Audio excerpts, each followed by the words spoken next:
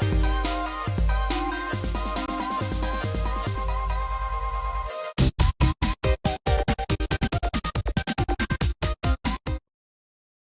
everybody, and welcome to Comics from the Future. I'm Andy. I'm Matt. We're here with Infinity Flux Comics out of Chattanooga, Tennessee, and this is our big show where we show you some of the biggest and best books that you can pre-order by this weekend. So, we were gone for a little bit just because of, at least Comics from the Future was gone. Yeah, we were still here. We were still here. Yeah. You haven't got tired of us yet, Right. I hope. But because of the holidays, there hadn't been enough books to talk about that we could like compile a show of this size. Right. But finally we can, and not too hard. Like DC and all the independent companies really deliver this time. There's still no Marvel. Yep. But they'll be back next week. They'll be back next week with plenty of goodness. But we have some really good stuff this week. So we wanted to get into that. Just a real quick reminder that you can head over to infinityflux.net. You can see that right there at the top of the screen where you can follow along. You can do all your pre-orders right now as you see us talk about these. And yeah, if you don't have a subscription, set one up. Super easy. Get your comics delivered directly to your house. So first off, we got our featured comics.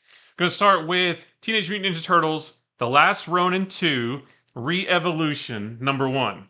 That is a mouthful. Written by Kevin Eastman and Tom Waltz, and the art is by Ben Bishop. So this is the next generation of Ninja Turtles, right? We've seen the new Turtles, but mostly young in the various Last Ronin books. And this is set about a decade after The Last Ronin, where... just in case I won't spoil who the last Ronin is, I'll just say the last Ronin. There was one turtle left. Right, yeah. Defeated the Foot Clan, but now there's a power struggle in the city. Now that, it's like a big power vacuum now that the main power is gone. So Casey Marie and the young turtles, who are now, you can see on the cover, grown, or at least they're teenagers, I guess.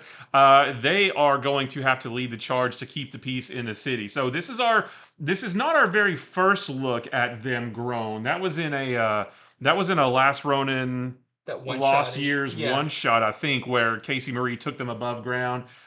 They were older there, but this is the first time that we're probably going to see them in action. Like actually, they kind of fought with a couple of guys in that one shot too. But it's like their first kind of official series as the premier Ninja Turtles. Yeah, and plus they're, I don't want to say costumes, but the first issue with them in their ninja gear. Yeah. Basically. So yeah, just the next phase of the brand new Ninja Turtles. We've seen them a lot as little ones, and now we're going to get to see them grown up, which should be pretty cool. I'm excited about that. Yep. So we have our A cover right here. We have an Eastman variant. We have a Bishop variant. I believe that's your interior artist. Yeah. Yep. There's a Delgado variant. And then there is a Dia de los MUER variant. I don't know if I said that right, but... Dia de los Muertos. Yeah. Yeah, it's super cool. And I love the Eastman covers for these, because I love seeing, Eastman draw the new Turtles. Yeah. Because it's like, oh, that's, what they officially look like. Right, and, well, yeah. Yeah, if it was you went back to the original, that's what they would have appeared like. So, yeah. Very cool. I'm very excited about this one. And I can't wait to see the Turtles, in their gear, with their new weapons, you know, I want to see them working together, kind of their banter, all of that. All of that's going to be there. And then I want to see the inevitable time travel story where the young turtles go back in time to meet the turtles of now, or maybe they go back to the 80s. They go back to the cartoon era. That would be so cool. Okay, next up, we've got a couple of annuals coming out from DC. So this is Batman and Robin annual for 2024. And I think this sounds really fun. So it continues to be written by Joshua Williamson. And the cover and interior art of this is by Howard Porter. That's your Night Terrors team. Yeah, very cool. Coming back. I wonder if there's going to be any references to Night Terrors or anything. Because this sounds pretty interesting when Bruce takes Damian, or I guess Batman takes Robin. I'm not sure in what guise they're doing this. They go on a kind of a bonding trip, like a camping trip. Because Batman's been trying to kind of get Damian to be a little bit more of a kid, to have a normal life. Which I love that about this series. Like, hey, you need to go to school. You need to socialize. Yeah, I love that. Especially from where Damian came from. Yeah. Where it's he didn't have a normal childhood at all. But, of course, knowing the luck of Batman and Robin, they're going to end up on a hunting ground. I hope there's some explanation, or Batman didn't just pick a really bad camping spot. A hunting ground. where they must fight off DC's greatest mercenaries. And it sounds like, from what it says, they don't have their regular tech. So Okay. they may just be like, hey, whatever's on their back or Yeah. whatever in the car type thing is what they have to defend themselves. So sounds like a fun one-shot story, but probably will also incorporate some of the main story in it a little bit as I well. love stories like that, like the Jean-Claude Van Damme movie Hard Target from the '90s, like where a millionaire hires him to run through the woods and he chases after him. I Yeah. love stories like that. So doing it with Batman and Robin, It's just heck gonna be yeah. Predator, but this time Batman's Oh, that's right. Predator, and he's gonna Ooh. be swinging down from trees and Yeah. sucking people up. So we've got our A cover here by Howard Porter. We also have this really nice David Nakayama cover, and we have this Dust in the Wind cover, which I like. It's a kind of return to Batman Little Gotham, Yeah. which was a really fun series. Next is the Batman Superman World's Finest Annual.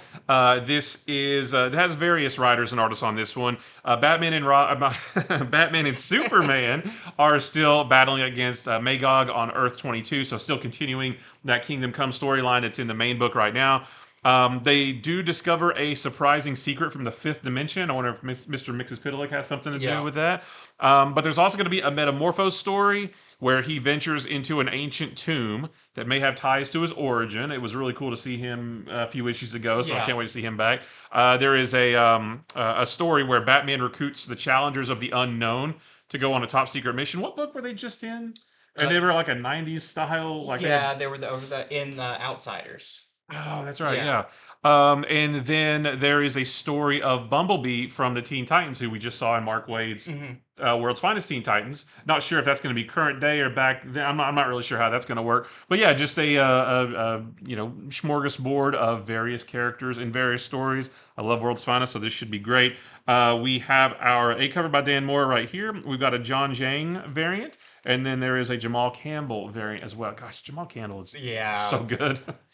The coloring, the Yeah. dynamic, Hmm. that's awesome. Okay, next up we have a new indie book from Image called Moon Man. So this is actually written by famous rapper Kid Cudi, along with Kyle Higgins of Radiant Black, Hmm. and I think of Power Rangers, Power all that Rangers stuff. back to like Nightwing and all of that fame, coming together to do this. The art is by Marco Locati, and this one's really interesting. So I read the like solicitation for it, all of that, but then we actually had a like early review copy that I read, and I actually got a very different vibe than what Oh, the okay. Interesting. solicitation said.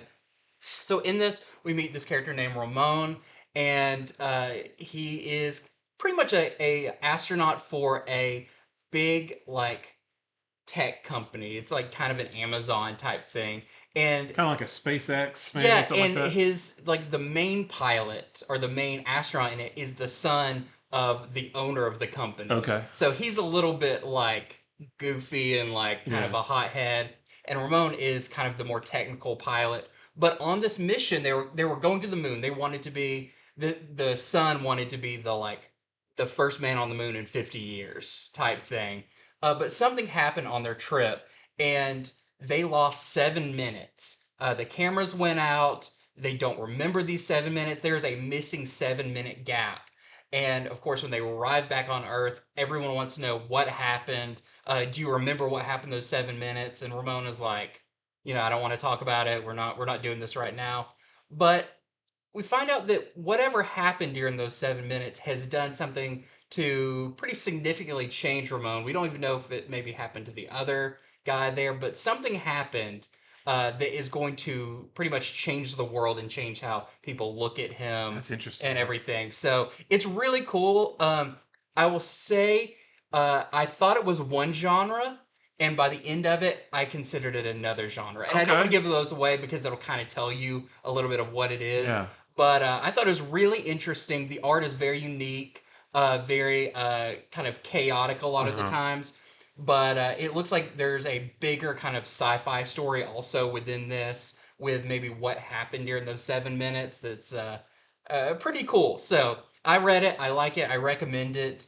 Especially if you're a fan of the artist, the artist Kid Cudi, or the Yeah. interior artist, or Kyle Higgins.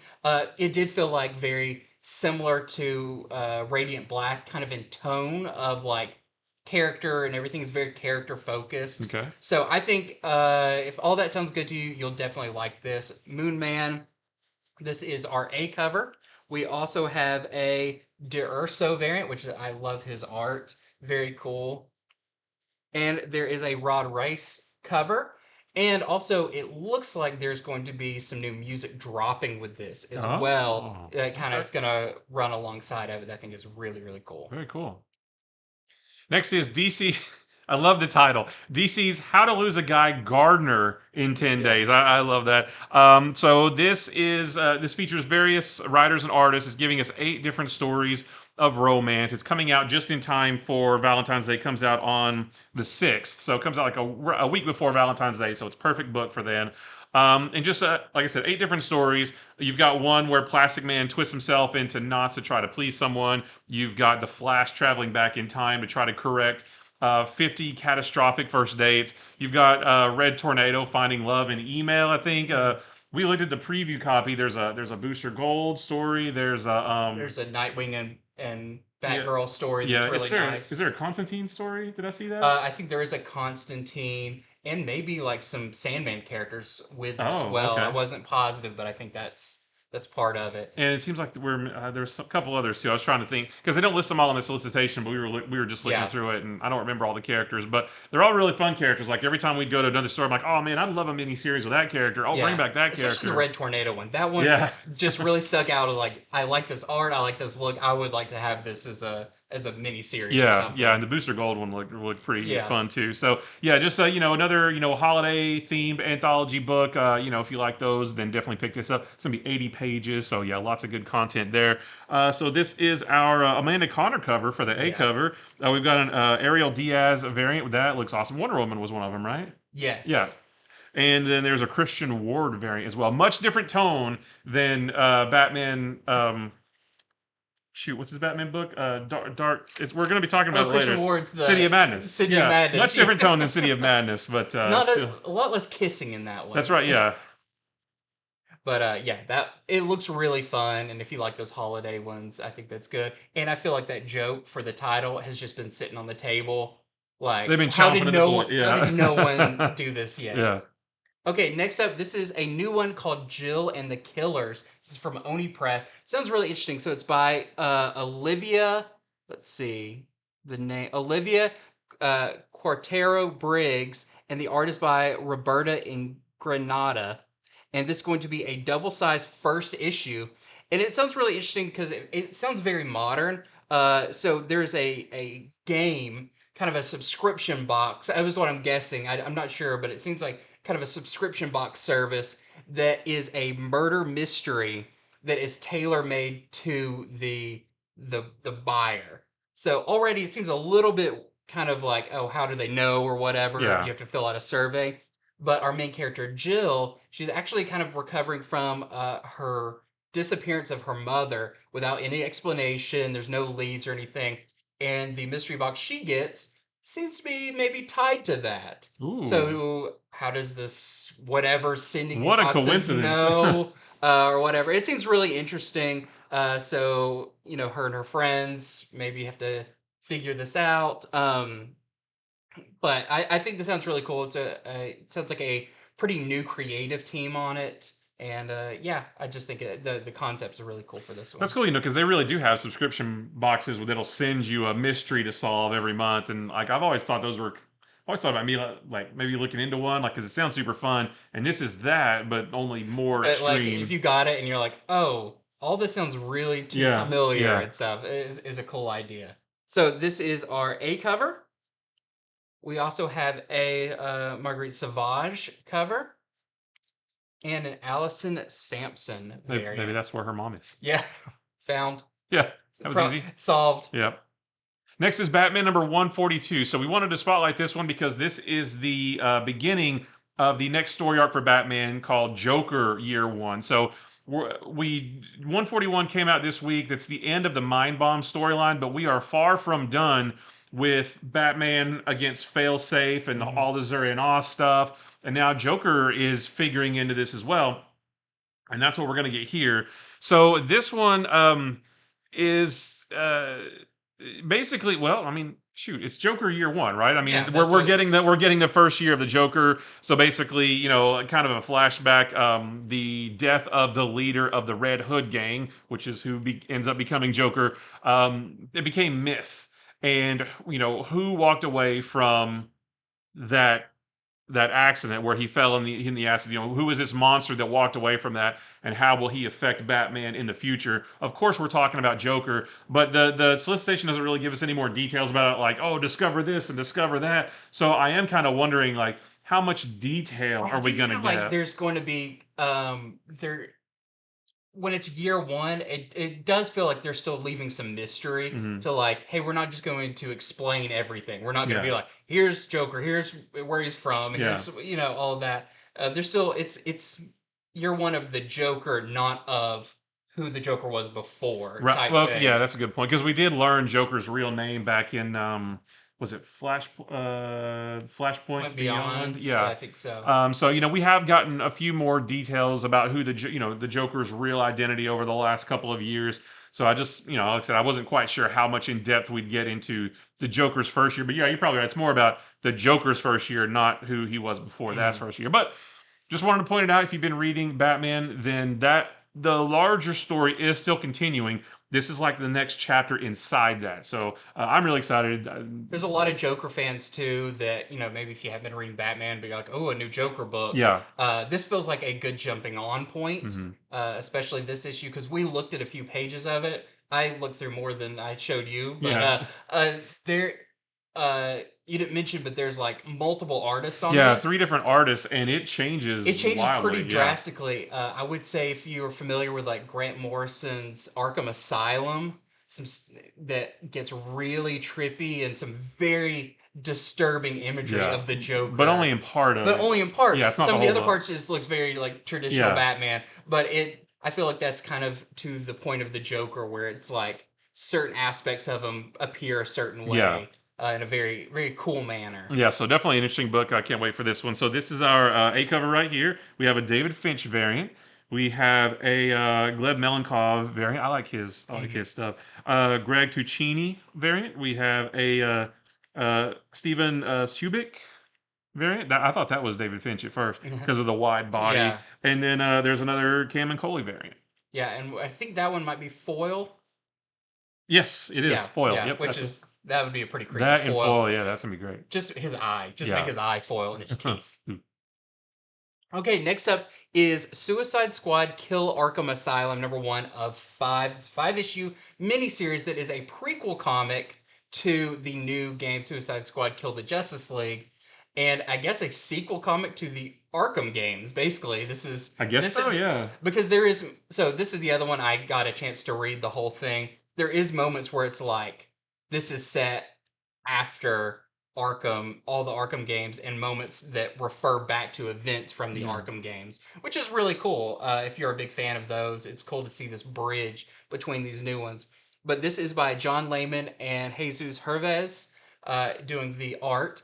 And I really like John Layman. If you're not familiar with like Chew and stuff, he has a really like dark sense of humor, and that comes through really well in this. So Amanda Waller has basically taken over Arkham, but this is not even like the traditional Arkham Asylum. Like I feel like this is a new facility. I couldn't tell, but Right. I'm pretty sure the other one got destroyed at some point during the Arkham I games. don't remember. It's been so long. But she basically is like, I have the Arkham license now. I'm gonna create an Arkham Asylum that is like this is the definitive version. No one's getting out of here. The walls are thick. There's no way you're gonna get Yeah. out of this. No revolving door, how Yeah, villains go in and come out a week later, and even though Batman has to. Batman is still like, no, they're gonna get out. Yeah. Amanda Waller's like, nope, they're not getting out. And to the point of she's like, basically, she's giving Commissioner Gordon a tour of the asylum, and basically like, hey, we basically like put him in here and throw away the key Mm. because it seems like maybe they don't have the best living conditions. But Amanda Waller doesn't care. She's like, they're bad. They're in here. You know, they're paying for their Yeah. crimes. But when something goes down, I won't give away what it is. Something that's leading closer up to the new game. Something goes down. Amanda Waller is putting into place her kind of final act as running the asylum, and she's going to open the doors and basically say, okay, like whoever survives gets to be on my new Task Force X team. So really cool setup. That's kind of like all in the first issue. So we're gonna see, and that's all in the solicitation about like this is how this team is formed. But I will say there was a lot of moments in this I really liked. There's some stuff with Batman I thought was really cool, and especially there's a conversation between Gordon, who is now Mayor Gordon, and Harley Quinn Yeah, that was that I thought cool. was like very well done Harley writing that really gave her a lot of depth in this one scene. So a really good issue. I kind of wish it was just a standalone Suicide Squad book because it really like I would like to see this fleshed out and not feel like it has to like taper into the game. Yeah. But I feel like we're gonna get a full story here that's gonna be really really cool. King Shark's great in this, and this could be a Black Label book because it is very violent. There's language, everything Yeah. in this. Yeah, and before we started, like you showed me some pages from it. The artwork is really good, so visually it looks really cool. And I know that there's been some chatter about the game and what the gameplay looks like, that kind of stuff. But this book itself actually looks really cool. Like the Yeah. story seems cool, the artwork is good. Like I'm all in on the book. We don't know how the game's going to be, Yeah. but the book looks really cool. So if you're want a new Suicide Squad story, Yeah. and like you said, this feels like it could be Black Label, so it can do whatever it wants to. Like, And yeah, you've got I a mean, great like lineup, even though they haven't kind of all come together yet. You've got King Shark there, who's really good in this. Harley, Captain Boomerang, Deadshot, uh, Killer Croc has a really good moment in this. So just really fun book. So I would recommend this to people who like whether you're getting to get the game or not. If you're a fan of Suicide Squad, I think you're gonna like yeah, this. So, and we absolutely. haven't had one in a while, Yeah. so very cool one here. We've got this great A cover by Dan Panosian, which love. We also have a Ariel Olivetti cover, and this next one is great. This is the Steve Beach cover, which I will say this scene pretty much does happen in the book. Just spoiler there, King Shark does eat a guy, so something to look forward to. Okay, next we have other number ones. There was actually quite a bit of number ones this week, so we got a few more to go over. But before we get into them, just want to remind you to head over to infinityflux.net right now, where you can pre-order these books we're talking about. It's super easy to set up an account, get the books delivered straight to you. Everything you pre-order, you get 10% off of. We pack it up great, ship it. You're not gonna have any problems. And we're a small business, so you can contact us if there's any issues or you want anything special. Just let us know and work with a cool local business. Yep. So let's get on to our other number ones. This is the Trinity special. This is a one shot. Now, this is mostly reprints. It's going to reprint Trinity's first appearance from Wonder Woman number 800. And it's also going to reprint some of her backup stories from this current run of Wonder Woman that have all been very fun, like Trinity with John Kent and Damian Wayne. They're kind of babysitting her. She's not a baby. She's maybe 5 or 6 years old, something like that. Some very fun stories. And also, there is gonna be a brand new story that teases Trinity's future. So if you're trying to get all the Trinity stuff, even if you already have those other stories, this one is going to have a new story in it featuring Trinity. So I think she's a great character. I don't think we've seen enough of her. Like, I want more. Like I said, those backup stories are really fun. So just more Trinity goodness here. So we have our A cover. We have a Jorge Menez variant. Love that one. Yeah, that's a good one. And then we have a Belen Ortega variant. And Belen Ortega did is the artist on the backup stories. Which is fantastic. And they look great too. Yeah. So, and that's her when she's little, right? And she's actually up Robin. Yeah, she wears that. She calls her Wonder Robin, I think is what she calls herself in one of the stories. She wears that outfit, and that one is great. Like, that story was fantastic. Okay, next up, we actually talked about this a long time ago, but because of holidays and everything, it got delayed. But this is Dynamite's Disney's Lilo and Stitch number one. This is actually written by Greg Pak, which I think is awesome. He's on Darth Vader right now, or on Star Wars. He's on Star Wars. All right, he's on Vader and Charles Soules on Star Wars. I just always thinking about the awesome Hulk run he did, and all the awesome Hercules stuff. Incredible Hulk, which was a great series. Fun. Great writer, really fun stuff, and he's actually taking on Lilo and Stitch from Disney with the artist who is Giuliano Giacomino. And in this one, aliens come hunting for Stitch, but the twist is they're in giant robots that are run by Stitch's DNA. So there's some weird connection there. This takes place, of course, after the movie, and Stitch is going to have to lead these hunters away from Earth. But the question is, even if he succeeds, can he make his way back? So if you're a fan of the movie, or you're liking all these Disney books Dynamite's putting out, I think this one's going to be great. We have a couple of covers here, but of course it's Dynamite. There's a ton of covers, so head over to infinityflux.net where you can see all of them and pre-order them. We got a couple here. So this is our A cover. This is by Joshua Middleton, and we have this really nice David Nakayama cover. Nice. It's funny to see these artists who I pretty much know their styles, Yeah. but like translate it into the Disney style, you get a very different look at them. Yeah. Next is, let me get this right. This is Divine Power Made Me, #1. So this is from Scout. This is written by Tom Drogalis, but it didn't have this illustration didn't have the artist. Looks like GUILLEN, an artist named GUILLEN.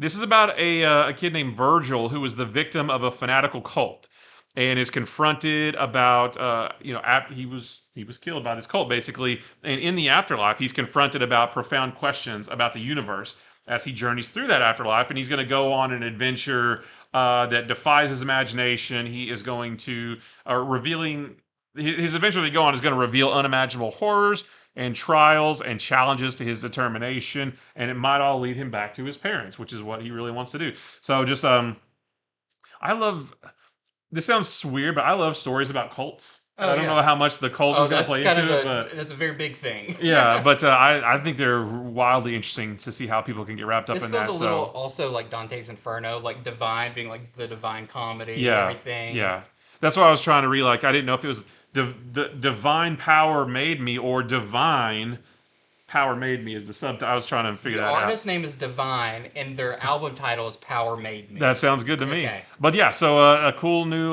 book about, at least featuring cults in at least a little bit.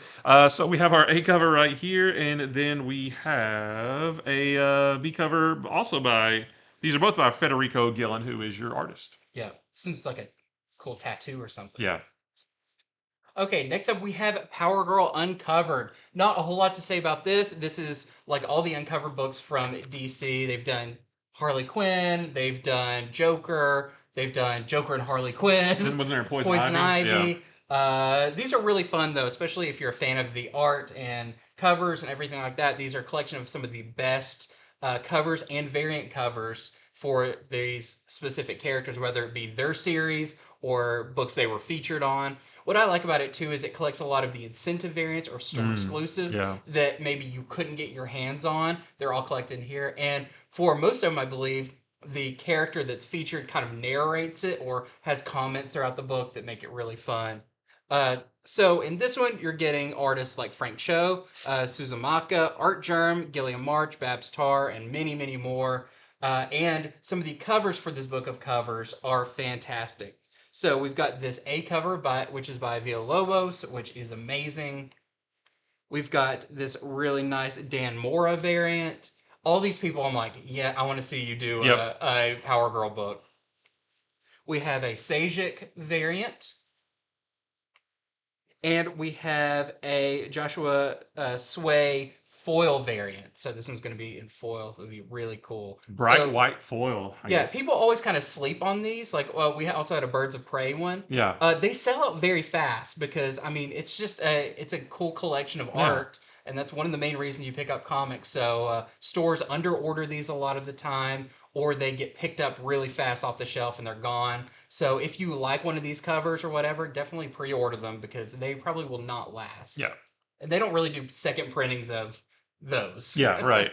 All right, so this one is Red Hood the Hill #0. So what this is a prequel of sorts to the upcoming Red Hood the Hill miniseries where Red Hood kind of falls in with a small vigilante group who is kind of protecting their own neighborhood and the crazy things that go on there. But like I said, this is a reprint, though. This is going to collect Red Hood Outlaw number 51 and 52, which I think is set during the Joker War. While the Joker War was going on in Gotham, this new vigilante group that he falls in with, they formed to protect their turf, basically. You know, they're taking care of their own home.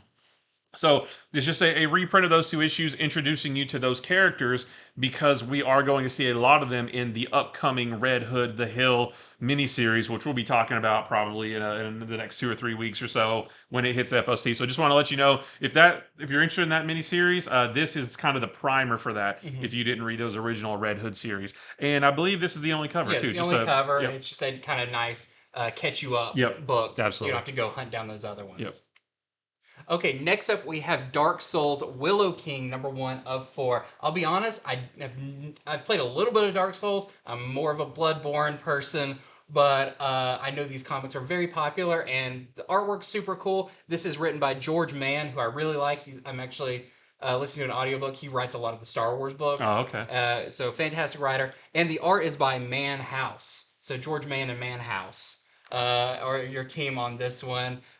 So if you're familiar with Dark Souls, if you're a fan of the games, these comics do very well, just exploring and broadening the kind of narrative, all the while still keeping the same creepy tone of the games and everything. So if you're a fan of Dark Souls, you'll want to check out this one. So we've got our A cover here. We also have, this is by House, so I believe this is your interior artist. And we also have this Qua wraparound cover, which is super cool. I'm probably better at reading the comics than I am playing the game. Oh, I yeah. am terrible at Souls-like games. Every time you read a page, you die and you got to go back to the beginning. You have to start over. You have to read it over and over and over. Oh, that sounds. You'll gain a little experience every time.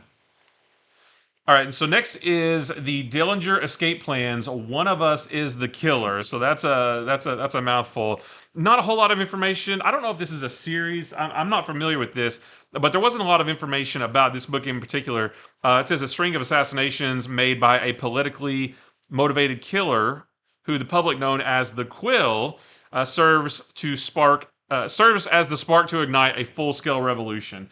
And that was it. So I don't really know a lot about what it's about. Something else, or yeah, I'm not sure. It's from Sumerian, so I don't know if they have another series like this or not. If you guys know, let us know. But this is a little bit unfamiliar to me. But we do want to let you know that it's out there in case you are familiar with it and want to read it. So here it is. And that's the A cover, and then we have our. I think that might be the same artist. I'm not sure who the artist is on that one, but that is our variant cover. Cool.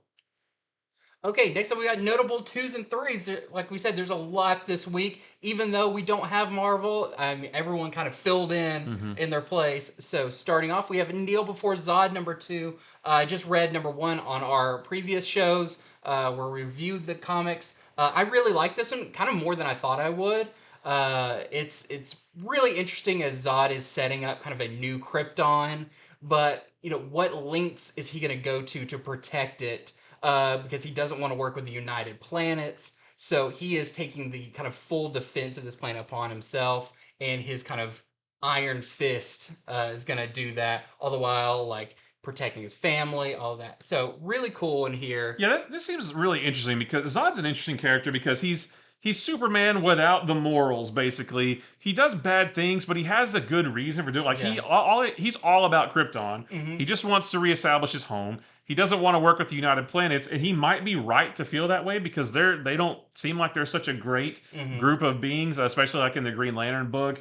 They don't seem like they're super great, and I don't know. It's not just like, oh, it's a book about a bad guy. It's way more nuanced than that. Yeah, it's like he is married. Like he has a wife that he loves. Yeah. He has a son, even though their love language is very much like we're gonna fight across the globe or whatever. But like he has some good in him, even if it doesn't kind of come out the way that Superman's does. Right. But very interesting series, and it's 12 parts. So definitely, if you're interested, get on now because it's going to be going for a while, probably a year. Yep. So this is our A cover for that, and we also have this really nice Perio variant.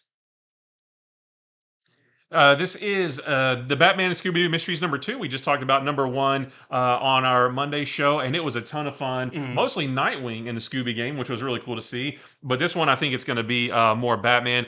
In this one, there is a real estate developer who has plans for Slaughter Swamp, which is the home of Solomon Grundy. Which, what better DC character to lump in with the Scooby? It translates perfect. Exactly, yeah. And then Batman and Scooby Gang are going to have to figure out what those plans are that real estate developer has in order to save Gotham from a zombie disaster. So just super fun. The first issue was really fun. It's a one and done. I think these are all one and dones. This is an ongoing series, so just a cool little book to read every month. Just a fun story, and you're done.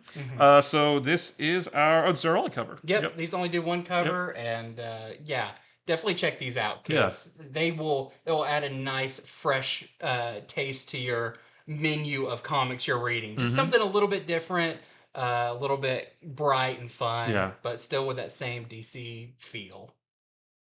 Okay, next up we have Duke number 2. I'm very excited about this. We saw Duke number 1. Fantastic. Fantastic issue because he witnessed Starscream, and the government that he works for will not kind of reveal all the details to him. He has taken upon himself to go out and figure out what's going on and why they won't like inform him of this. He's kind of a soldier on his own now. And in this one, he is on the run from the government he once trusted.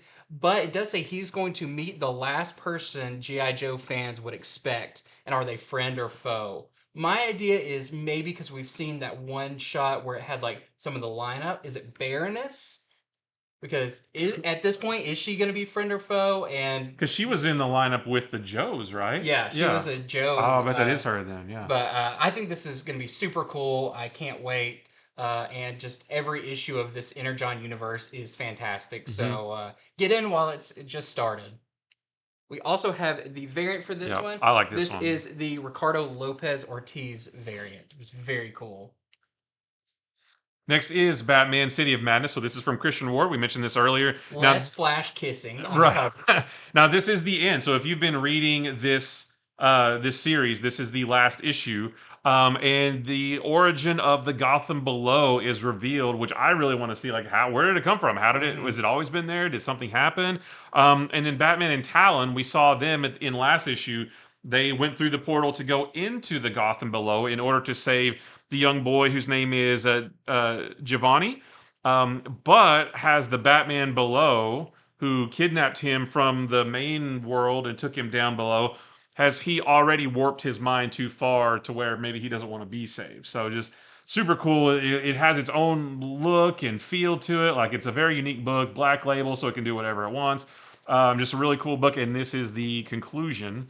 And this is our A cover, and then we have a Sienkiewicz variant as well. Very cool.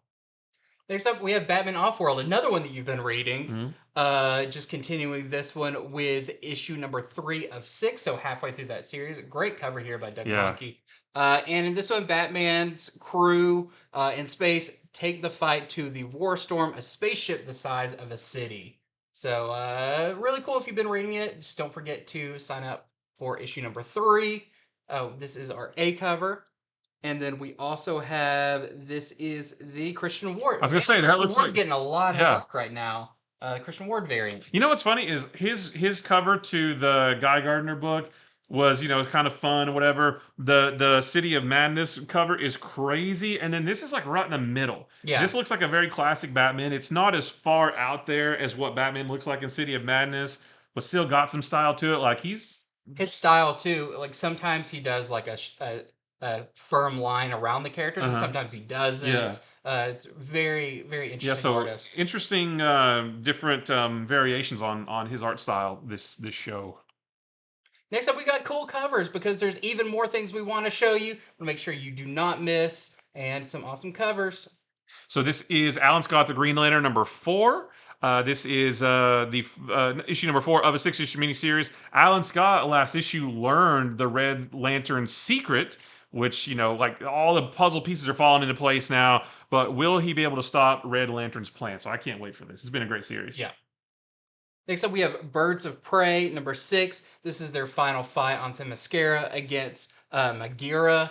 So I just want to show you some of these covers. This is the Chris Bachalo variant, which is very cool. He had a cool one for this last one with Barda on a motorcycle. Yeah, that was cool. And then this one is the Villa-Lobos. And I think it's funny that DC's doing, they're called sweater weather variants, and Marvel's doing their ski chalet variants. It's like they're kind of both doing, they're on competing mountains, right. But they're all there for the holidays.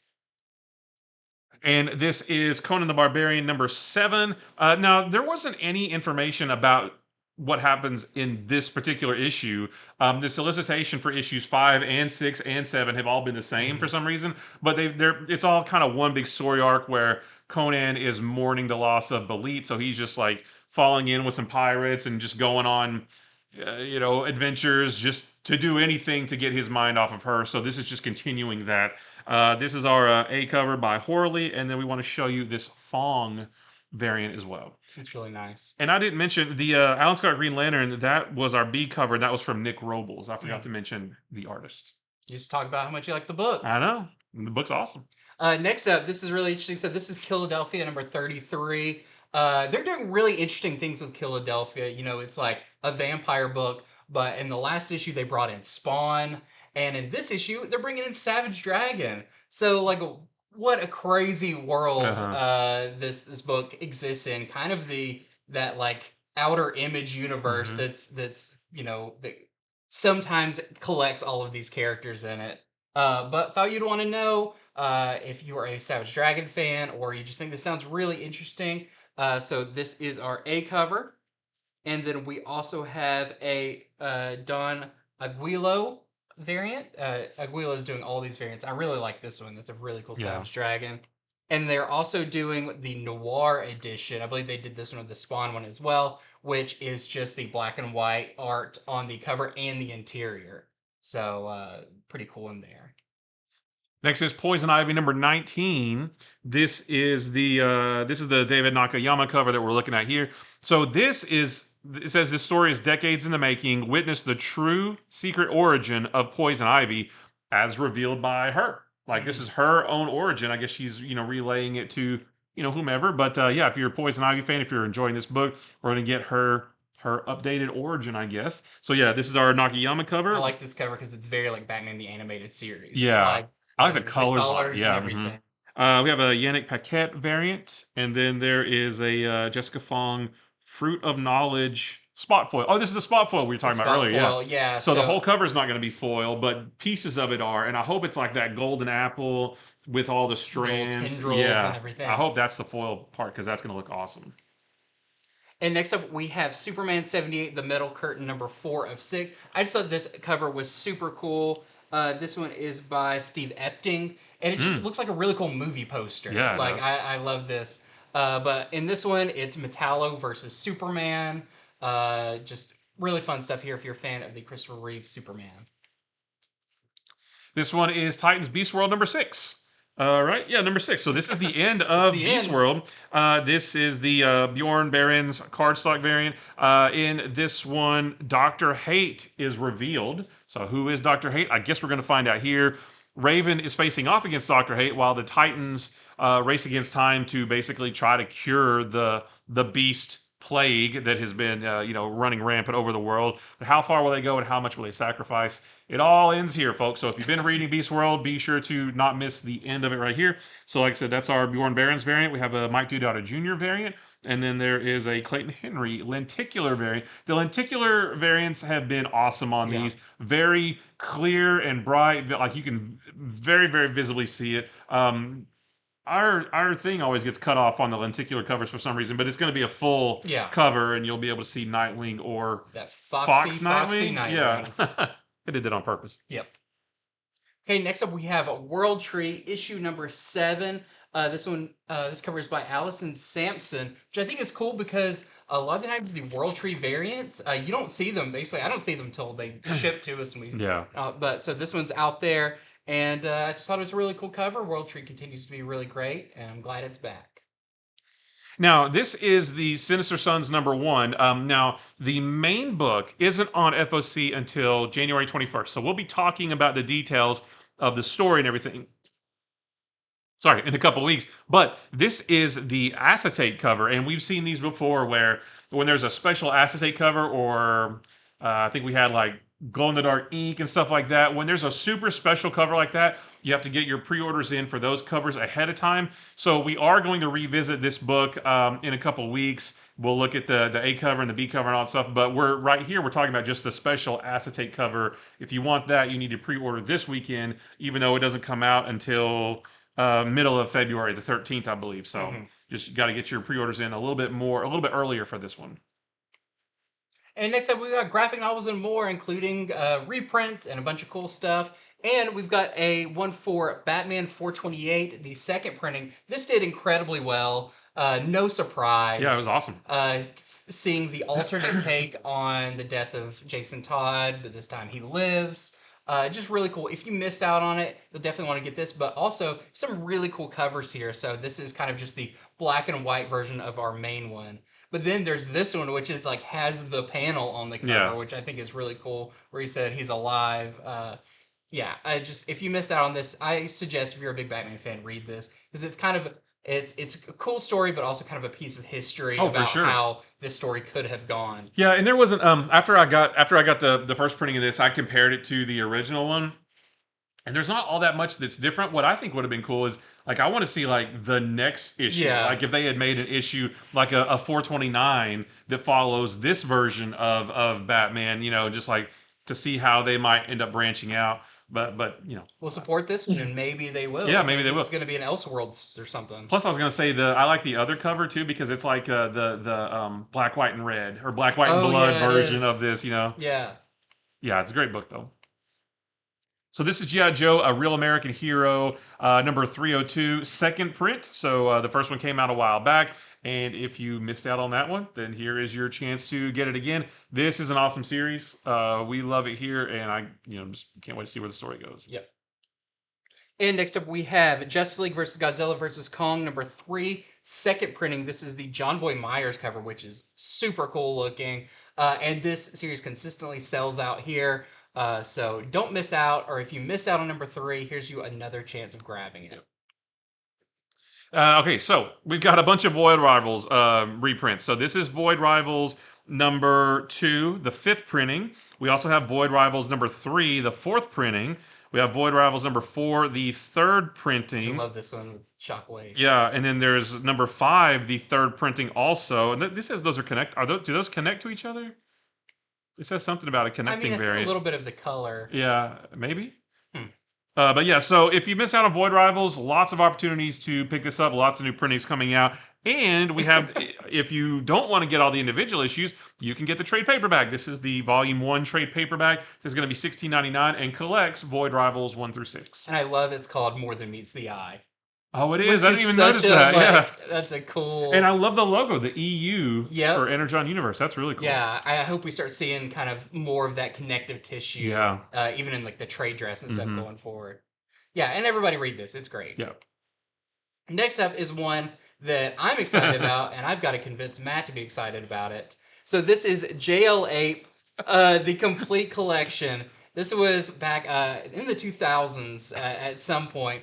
So this was a series that ran through Legends of the DC Universe 19 and 8 separate annuals. And the story of this is really cool. I remember this like at the comic book store, but I hadn't read it yet, but I was just like looking at the covers being like, this is crazy. But in this, Solovar in Gorilla City, to get revenge, turns the Justice League into apes that hate humanity. Oh, so this isn't like a multiverse thing. No, this is actually like in continuity. Okay. But there is 2 members that aren't actually turned, even though they're on the cover. That is Batman and Martian Manhunter, and they have to search for a cure to unapify their companions. So I think this is super cool. I love this era of DC was just like fun. Yeah. Let's just try weird stuff, and some of it sticks, some of it doesn't. But this one, I mean, it's proven if you put a monkey or a gorilla on the cover, it sells better.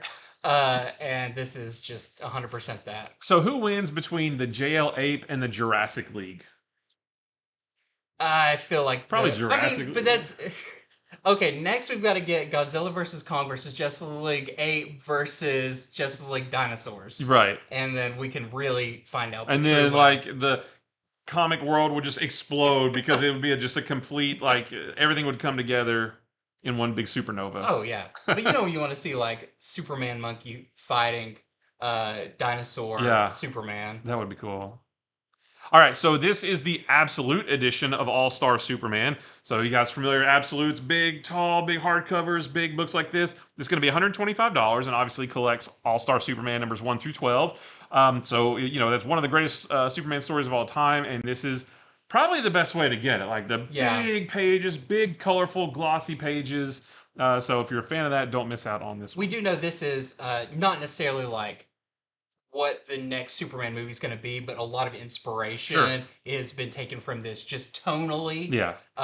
Kind of Superman's the way he acts in this, everything is very classic. Yeah. And this is one of the ones like Superman for All Seasons. The classic like John Byrne Superman. Kind of if you want to read like the best of Supermans, this one is always in that list. Up in the Sky from Tom King. Holy cow, that was awesome. Yeah, that was kind of a dark horse one that we didn't know was going to be so good. That was real good. It was released in Walmart exclusive, right? But but add this one to your Superman collection. There is smaller editions of this, but this Absolute one is going to have maybe some more sketches, some more behind the scenes stuff as well.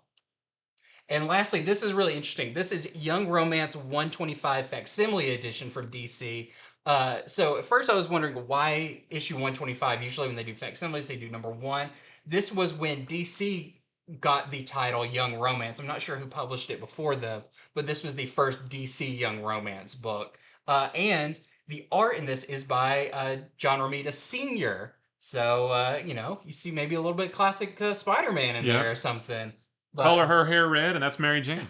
Yeah, and that still looks like Superman. Yeah, right. But this is really cool, and especially around Valentine's Day, I think that's why they kind of lumped it in February with all of that. But if you've never checked out some of the Young Romance stuff, that's where a lot of big creators got their start, is working on romance comics. So yeah, this comes out on February 6th, the same day as How to Lose a Guy, Gardner in 10 Days. So just come to your local comic book store, whether it's here or somewhere else, and just buy a whole bunch of romance books on February 6th. Hand out some Valentine's Day cards and all of that. And that is it from Comics from the Future. Like we said, it's a pretty decent week, minus Marvel and everything. But they will be back next week, where we're going to have, I'm sure it's going to be a chocked full show at that point. The other thing I wanted to mention is we didn't talk about during this. Actually, our orders for Free Comic Book Day are due this week. We will, when it's closer to time, we always do like a Free Comic Book Day special where we read all of them, we talk about them.